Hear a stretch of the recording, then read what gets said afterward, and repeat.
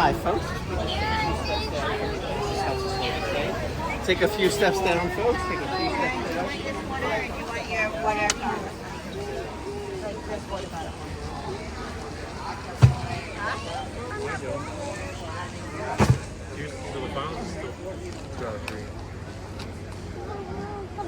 Yeah. I like corn.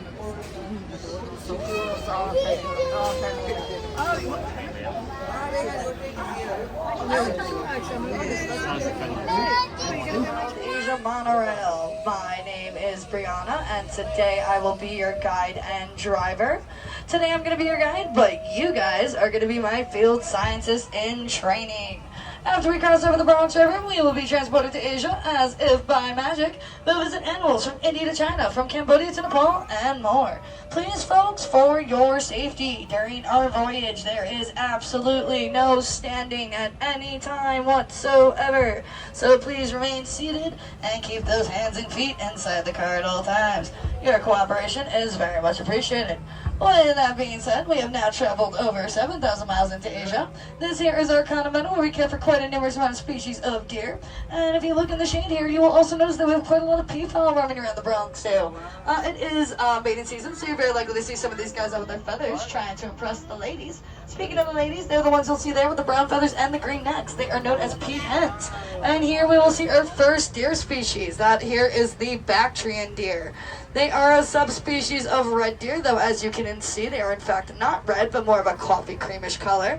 Unfortunately, due to political fighting in the areas, populations have been difficult to monitor, but recently a WCS researcher was able to confirm the existence of Bactrian deer in Afghanistan, after not being seen for over 40 years. Alright guys, so we're going to continue on our little venture here, and as we do, we are going to be passing by a small little hut. As we do, you might notice that it doesn't look like much, but it actually represents a very interesting WCS conservation story. Farmers in Indonesia live closely with wild animals, like elephants, which we will see shortly.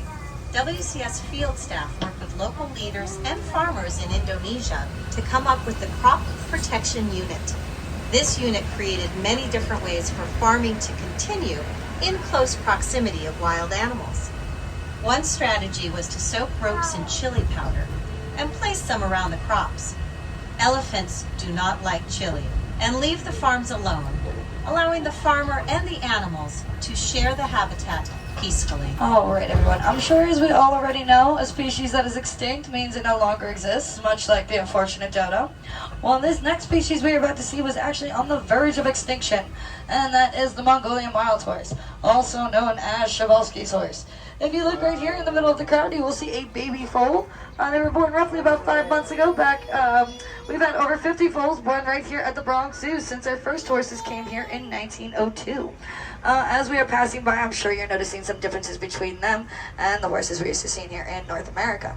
One of those differences, I'm sure you've noticed, is they're much shorter and stockier in build. Another difference is their mane. Their mane is much more cropped and short. They're almost kind of rocking a mohawk sort of hairstyle, while many horses here possess a forelock, which is just a really fancy word for the piece of mane that falls over the forehead. Alright everyone, so as we are going to be passing by, I'll place some more interesting information on the species from one of our wildlife experts, Jonathan Slatt. I'm Jonathan Slatt, and I'm the Russia and Northeast Asia coordinator for the Wildlife Conservation Society. I believe that wildlife has a place on this earth, and my job is to find practical solutions that allow people and wildlife to thrive together. Henry Przewalski's horse went extinct in the wild in the 1960s.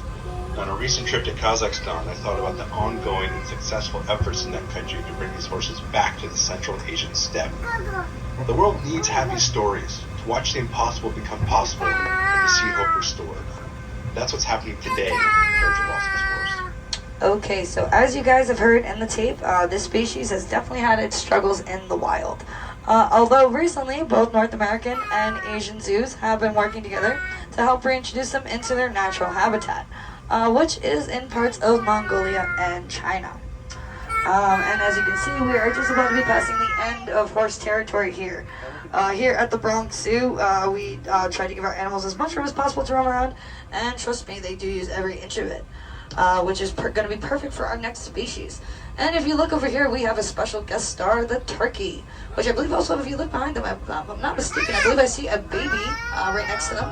It might be a baby turkey, or that might just be a random bird. I'm not too sure. Alright, so we are now at the end of horse territory. As I was saying, we try to give our animals as much space as possible to roam around, which is perfect for our next species, because our next species stands at a whole 6 feet tall, 10 feet long, and can weigh up to 2,000 pounds, and that here is the gaur. And if you're wondering, they are roughly the weight of a small car. That is about what 2,000 pounds equals out to. So this here is our gaur, also known as the Indian bison. They are the largest species of wild cattle in the world, even larger than the African buffalo. With their large size and impressive horns, a gaur can fight off any predator, even a tiger, which is foreshadowing for an animal later in our tour. Wink, wink. Alright, so an easy way to tell apart the males from the females. The male's horns point directly upwards, while the female's horns, they curve inwards, almost like a big U shape. So I'm going to put some more interesting information on the species while we get to the next part of our tour. Hi, I'm Dave, a wild animal keeper here in Wild Asia. When the Bronx Zoo received 2 female and 1 male gaur from the San Diego Zoo, it took a couple of introductions before all the animals were comfortable. But after a little bit of time, the 3 new animals fully integrated into the herd, and we have the family that you see today. A family group of gaur can consist of up to 40 individuals, and is typically led by an older adult female called the matriarch. Since the 2 females and 1 male have been added to this family, there have been a number of offspring.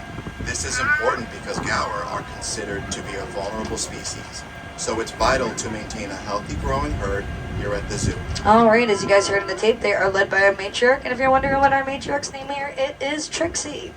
Alright, so as we are practicing our scientific observation skills, you guys may be noticing a noise coming from a concrete jungle rather than an Asian one.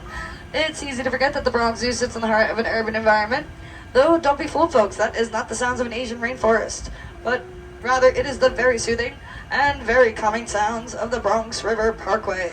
But fear not folks, for this fence built here directly in front of us does an excellent job of blocking out the noise of city traffic for our animals. Speaking of excellent, you guys are doing an absolutely wonderful job staying in those seats. I just ask you guys, please keep up the good work. That is because this next part can get very exciting. We are about to be on the lookout for a tiger.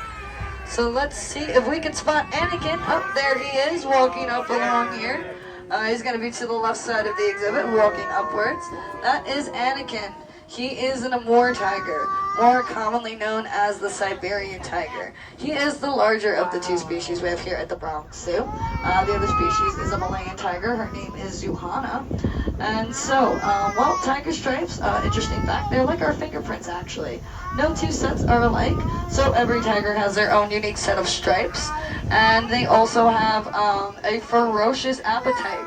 They can eat up to 40 pounds at once, which is the equivalent of 160 hamburgers in just one sitting. I don't know how you guys would feel after 160 hamburgers, but I would be quite full. So typically the tiger won't eat again for at least a few days. Usually they feast on things like wild elk and boar. And of course too guys, if you would like to see more of our tigers here at the Bronx Zoo, be sure to visit Tiger Mountain, an awesome place where you can see and learn much more about the tiger. Alright, you guys are excellent. I didn't see a single person stand up. You guys are my favorites. Thank you. You have no idea how much it means to me. Alright guys, so we are now going to be heading to the Kana Meadow. That is where we got to see some of our deer species earlier on. So now we're hitting the back end of it. So we'll probably be running into a lot more of our deer here. Let's see who we can spot first. Alrighty.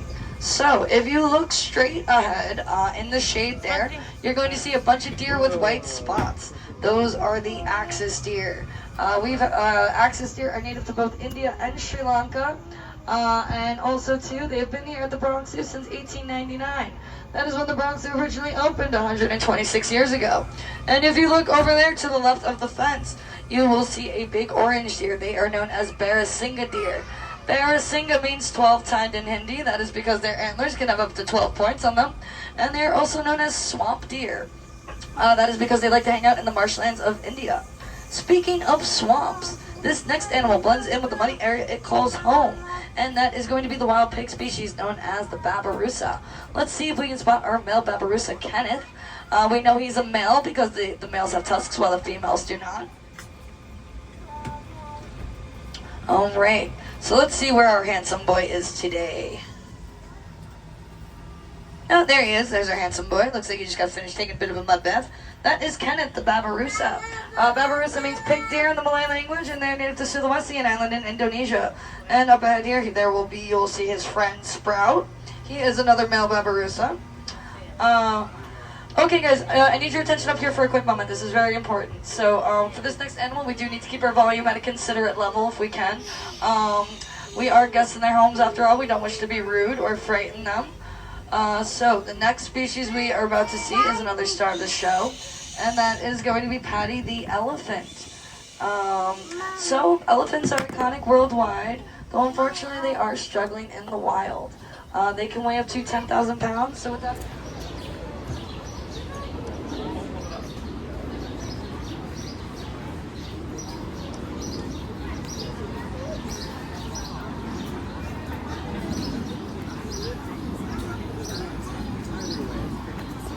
Is it?